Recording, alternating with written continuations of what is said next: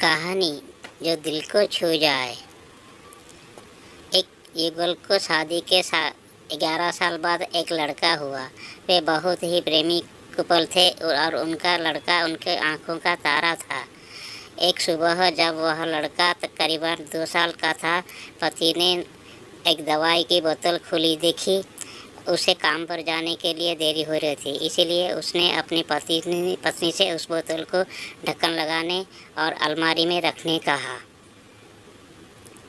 लड़के ने मम्मी रसोई घर में तल्लीन थी, वो ये बात पूरी तरह से भूल गई थी। लड़के ने वो बोतल देखी और खोलने के इरादे से इस बोतल की ओर गया। बोतल के कलर ने उसे मोह लिया था, इसलिए उसने की दवाई पूरी पी ली थी। उस दवाई को छोटे बच्चों को छोटी सी मात्रा भी जहरीली हो सकती थी। जब वह लड़का नीचे गिरा तब उसकी मम्मी उसे जल्द से जल्द दवाखाने ले गई, जहां उसकी मौत हो गई। उसकी मम्मी पूरी तरह से हैरान हो गई थी। वह भयभीत हो गई थी कि कैसे वो अपने पति के सामना करेंगी। जब लड़के के परेशान पिता दवाखाने में आए तो उन्होंने अपने बेटे को मृत पाया और अपनी पत्नी से और देखते हुए सिर्फ 4 शब्द कहा। और क्या आपको लगता है कौन से होंगे वो 4 शब्द? पति ने सिर्फ इतना ही कहा, आई लव यू। उसके पति का अनुपस्थित व्यवहार आश्चर्यचकित करने वाला था।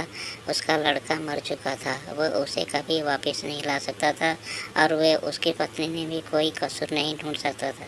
इसके अलावा आगे उसने दुख ने वह बोतल उठा के बाजू में रख दी होती तो आज उसके साथ यह सब न होता। वो किसी पर भी आरोप नहीं लगा सकता था। उसकी पत्नी ने भी उनका इकलौता बेटा खो दिया था। उस समय उसे सिर्फ अपने पति से सहानुभूति और दिलासा चाहिए थी और यही उसके पति ने उस समय उसे दिया।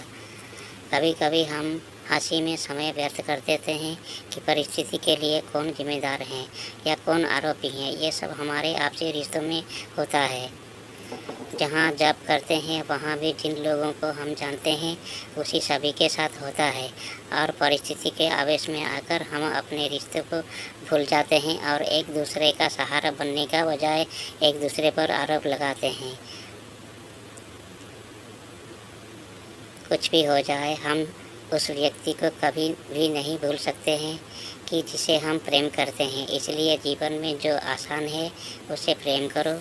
आपके पास अभी जो है उसे जमा करो और अपनी तकलीफ़ों का विचार करके बढ़ाने के बजाय उन्हें भूल जाओ। उसी सभी चीज़ों का सामना करो जो आपको अभी मुश्किल में लगती है या जिनसे आपको डर लगता है।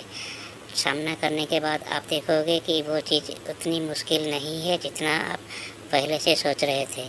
हमें परिस्थिति को समझ कर ही लोगों के साथ व्यवहार करना चाहिए और लोगों के कठिन परिस्थितियों में उनका हमदर्द बनना चाहिए।